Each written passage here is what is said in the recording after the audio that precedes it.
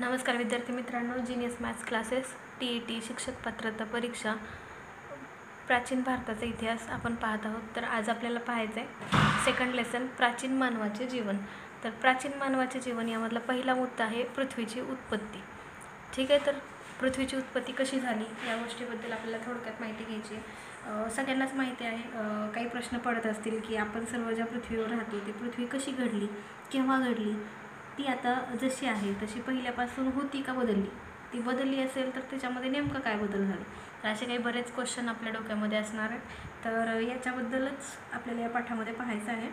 शास्त्रीय संशोधनाच्या आधारे असे मानले जाते की सुमारे 450 अब्ज वर्षांपूर्वी तप्त वायू आणि धूळ यांनी मिळून बनलेला एक प्रचंड मोठा गतिमान ढग अवकाशात निर्माण झाला.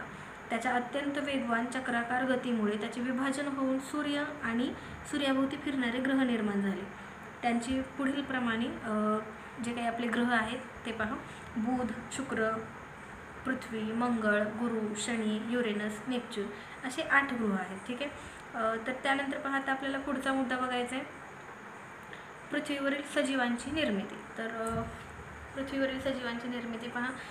सर्वच ग्रहांपैकी पृथ्वीवर सजीवसृष्टी आहे. पृथ्वीच्या उत्पत्तीनंतर तिचा पृष्ठभाग थंड होऊन तिच्यावर जलाशयांची निर्मिती होण्यासाठी जवळजवळ 80 कोटी वर्षे लागली. असे मानले जाते की पाण्यामध्ये प्रथम सर्व प्रकारचे एकपेशीय सजीव निर्माण झाले. आदिजीव या नावाने ओळखल्या जाणाऱ्या या एकपेशीय सजीवापासून हळूहळू बहुपेशीय सजीव निर्माण झाले. एकपेशीय सजीव अत्यंत सूक्ष्म आणि ते नुसत्या डोळ्याने दिसत नाहीत, तर त्यांना पाहण्यासाठी सूक्ष्मदर्शकाची गरज असते. तर पहा, यानंतरचा पुढचा मुद्दा आहे पृथ्वीवरील प्राणीसृष्टी. तर पहा, पृथ्वीवरील प्राणीसृष्टी कशी अस्तित्वात आली पहा. पृथ्वीवरील सजीव सृष्टीमध्ये प्राणी आणि वनस्पती असतात. त्यापैकी प्राणीसृष्टीचा विचार आपण येथे करणार आहोत. प्राण्यांची काही वैशिष्ट्ये पुढील प्रमाणे आहेत. तर कोणती आहेत ते पहा का. प्राणी श्वासोच्छवास करतात. त्यानंतर प्राणी अन्न मिळवण्यासाठी किंवा इतर कारणांसाठी हालचाल करतात. काही प्राणी जातींमधील प्राणी अंडी घालतात, त्यातून पिल्ले जन्माला येतात. काही प्राणी जातींमधील प्राणी अपत्याला जन्म देतात. आता हे जे आहेत मुद्दे तर ते सजीवांशी रिलेटेड आहेत. ठीक आहे, तर पहा कोणते मुद्दे आहेत. प्राणी काय करतात, श्वासोच्छवास करतात. प्राणी अन्न मिळवण्यासाठी किंवा इतर कारणांसाठी हालचाल करतात, म्हणजे हालचाल हा महत्त्वाचा मुद्दा आहे. त्यानंतर श्वासोच्छवास हा महत्त्वाचा मुद्दा आहे. त्यानंतर पहा, काही प्राणी जातींमधील प्राणी अंडी घालतात, त्यातून पिल्ले जन्माला घालतात. पिल्ले जे जन्माला घालतात हे पहा रिप्रोडक्शन आहे, तर हे पण प्राण्यांमध्ये होतं. ठीक आहे, तर अशा प्रकारे हा प्राणीसृष्टी हा मुद्दा आपण पाहिलेला आहे. ठीक आहे, तर पुढचा मुद्दा आहे उत्क्रांतीची संकल्पना. पहा, प्राण्यांच्या उत्क्रांतीची जी काही संकल्पना आहे ती नेमकी काय आहे. तर उत्क्रांती या शब्दाचा सर्वसाधारण अर्थ सतत आणि संथ वेगाने होणारा बदल असा होतो. सजीवांच्या जीवनातील उत्क्रांतीच्या संकल्पनेचे स्पष्टीकरण पुढील प्रमाणे करता येईल. पहा, पर्यावरणाशी बदलांशी जुळवून घेण्याच्या आणि आपले अस्तित्व टिकवून धरण्याच्या प्रयत्नात एखाद्या विशिष्ट प्राणीजातीमधील प्राण्यांच्या शरीररचनेत काही अंतर्गत बदल घडून येतात. म्हणजे नवीन ठिकाणी असेल किंवा ज्या काही क्लायमॅटमध्ये चेंज होतात, तर त्यानुसार प्राण्याच्याही शरीरामध्ये तो स्वतः काही बदल करून घेतो. जसं की आपण उन्हाळ्यामध्ये आपण काय करतो, गरमी होते म्हणून फॅन लावून घेतो, बरोबर आहे. थंडीमध्ये चादर ओढून घेतो. तर हे जे काही, किंवा पावसाळ्यामध्ये आपण भिजू नयेत म्हणून रेनकोट वापरतो, छत्री वापरतो. तर हे जे आहेत ते आपण याच्यासाठी ॲडॅप्टेशन जरी म्हणलं तरी हरकत नाही. ठीक आहे, तर उत्क्रांतीमध्ये पहा, प्राणी काय करतात, स्वतःचे अस्तित्व टिकवून ठेवण्यासाठी प्रयत्न करतात. एखाद्या विशिष्ट प्राणीजातीमधील प्राण्यांच्या शरीररचनेत काही अंतर्गत बदल घडून येतात. कालांतराने तेच बदल त्या जातीच्या पुढील पिढ्यांमध्ये अनुवंशिकतेचे रूप धारण करतात.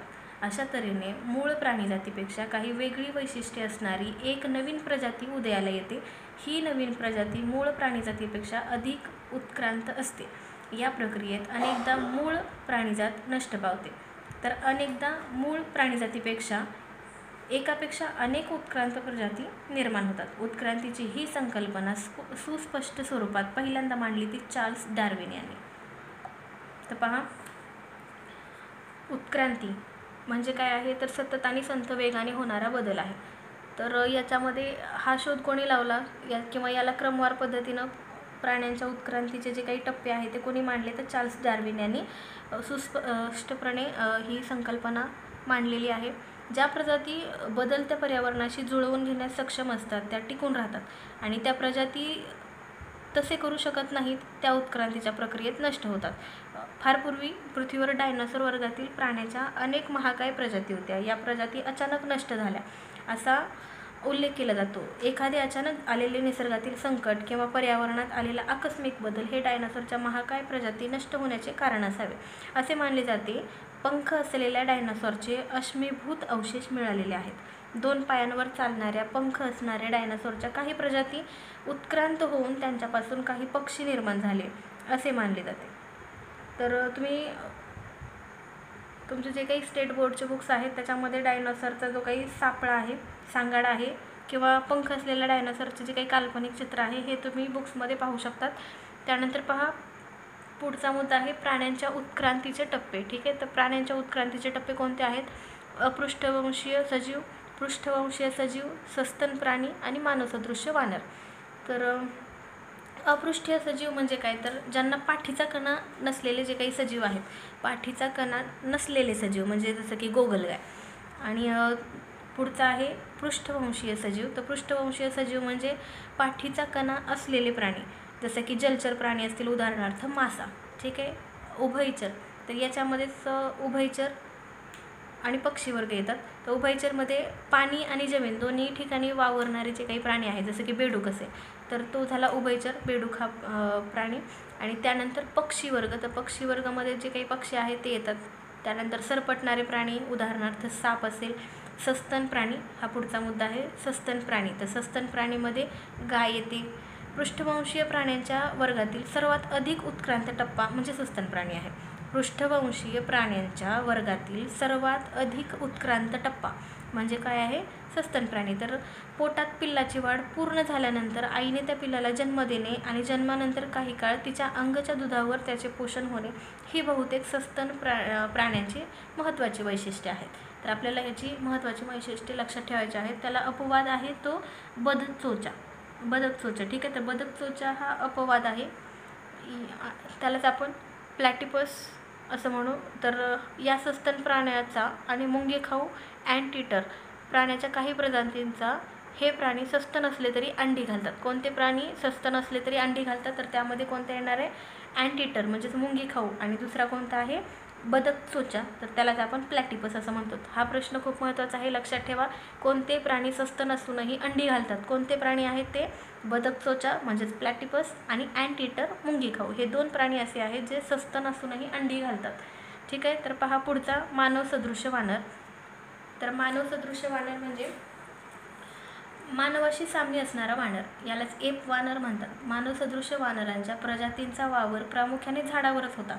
ज्या प्रजातींचा वावर झाडावरच होत राहिला त्यांचे मूळ वानर स्वरूप कायम राहिले. मात्र त्यांच्या काही प्रजातींना गवताळ प्रदेशात झाडांऐवजी जमिनीवर वावरणे भाग पडले. त्या प्रजाती उत्क्रांत होत गेल्या. त्यांच्यापासून क्रमाक्रमाने उत्क्रांत होत होत मानवाची प्रजाती अस्तित्वात आली. हे प्रथम आफ्रिका खंडात घडले. त्या मानवालाच आपण आदिमानव असे म्हणतो. आदी म्हणजे प्रारंभीचा. आणि पुढील पाठात आपण पुढचे मुद्दे पाहतो. ठीक आहे. तर पहा,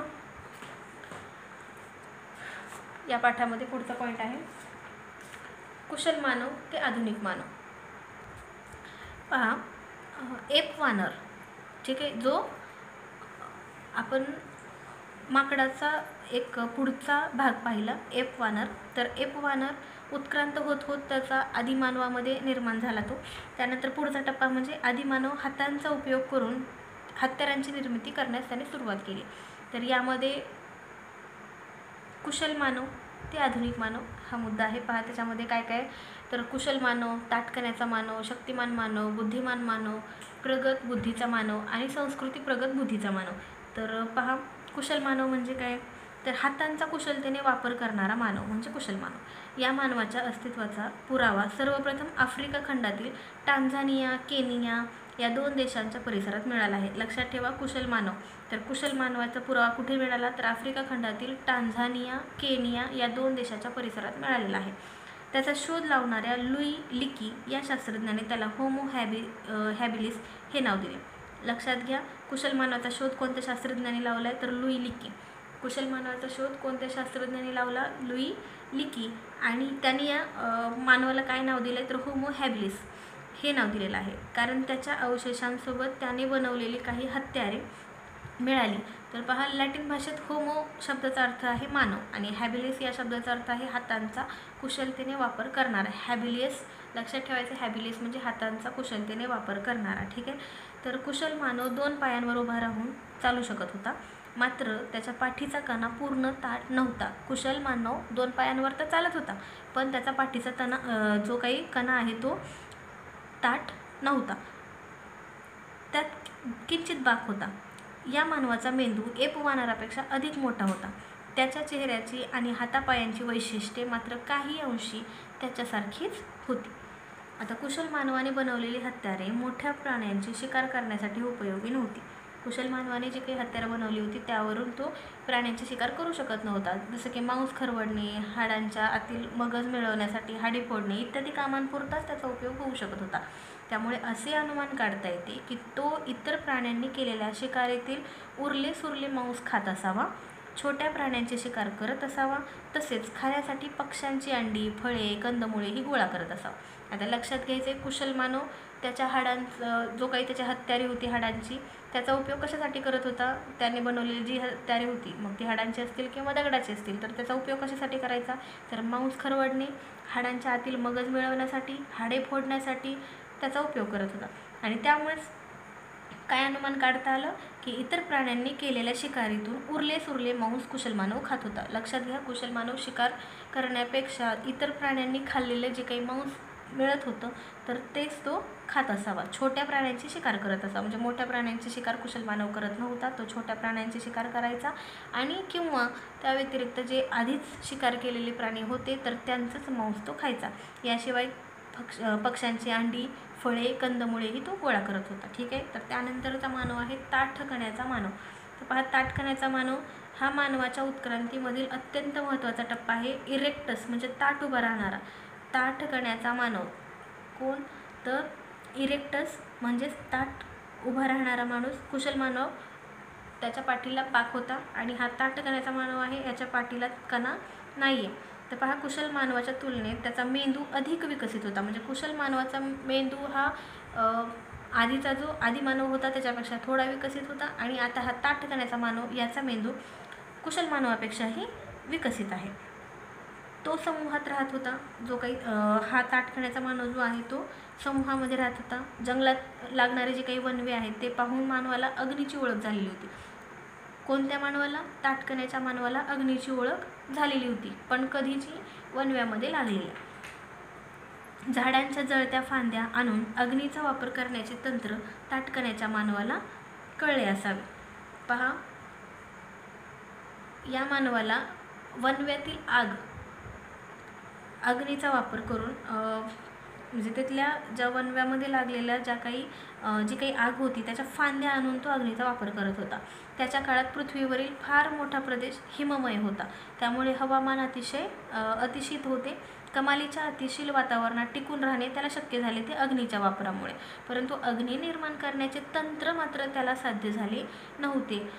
त्याची हत्यारेही पूर्वीच्या हत्यारांच्या तुलनेत प्रगत आणि प्रमाणबद्ध होती. तो हातकुराडीसारखी हत्यारे बनवत असे. आफ्रिका, आशिया आणि युरोप या खंडात ताठ कण्याच्या मानवाचे अवशेष आणि त्यासोबत त्यात बनवलेली हत्यारे मिळाली आहेत. ताठ कण्याच्या मानवाचे हातकुराडीसारखी हत्यारे तो वापरत होता. ठीक आहे. यानंतरचा पुढचा पॉईंट आहे शक्तिमान मानव. तर शक्तिमान मानव पहा, शक्तिमान तर मानवाच्या उत्क्रांतीमधील विकासाचा आणखी एक महत्त्वाचा टप्पा म्हणजे शक्तिमान मानव. याची शरीर यष्टी धिप्पाड होती. शक्तिमान मानव दिसायला कसा होता? धिप्पाड होता. याचे अवशेष सर्वप्रथम जर्मनी या देशातील निअँडरथल येथे मिळाले आहेत. लक्षात ठेवायचे, शक्तिमान मानवाचे अवशेष कुठे मिळालेले आहेत? जर्मनीमध्ये निअँडरथल येथे मिळालेले आहेत, म्हणून त्याला निअँडरथल मॅन असे म्हणतात. तर त्याचा मेंदू ताठ कण्याच्या मानवापेक्षा पण अधिक विकसित आहे. हा कुशल मानवापेक्षा ताठ कण्याच्या मानवाचा मेंदू विकसित आहे आणि त्याहीपेक्षा विकसित मेंदू आहे शक्तिमान मानवाचा. तर पहा, शक्तिमान मानव प्रामुख्याने गुहांमध्ये वस्ती करत होता. तो दगडाचे गोटे तासून निघालेली छिलकी अशा दोहोंपासून वेगवेगळ्या आकाराची हत्यारे बनवत असे. ती लांब हाडांच्या किंवा लाकडांच्या दांड्यावरून बसवून भाला, कुऱ्हाड इत्यादी शस्त्रे तयार करत असे. तो मोठ्या प्राण्यांची शिकार करत असे.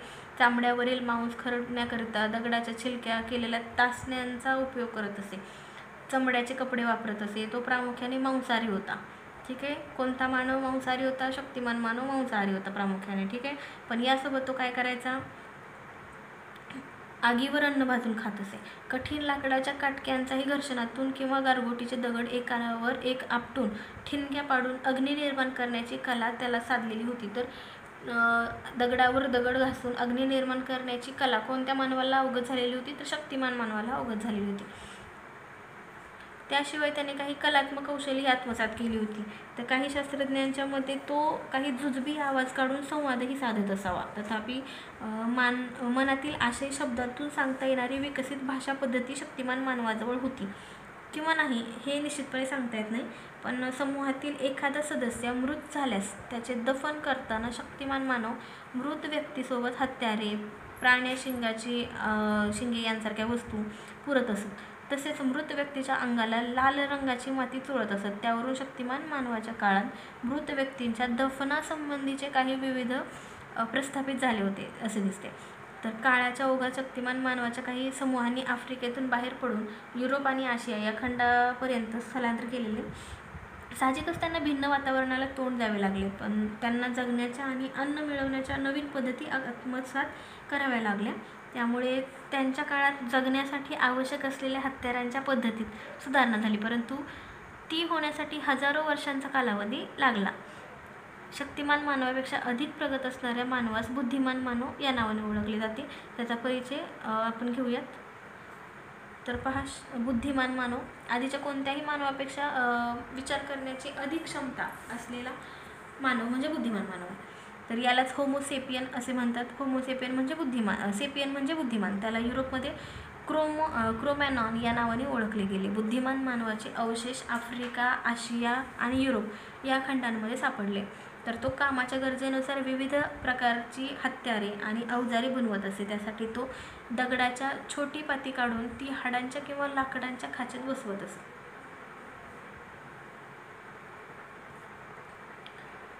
पहा, बुद्धिमान मानव उत्क्रांतीच्या प्रक्रियेत बुद्धिमान मानवाचे स्वरयंत्र पूर्णपणे विकसित झालेलं होतं. तसेच ते ध्वनीच्या बारकाव्यांसह विविध उच्चार करता येण्यासाठी उपयुक्त बनले होते. त्याच्या जबड्यांच्या आणि तोंडाच्या आतील इतर स्नायूंची रचनाही विकसित झालेली होती.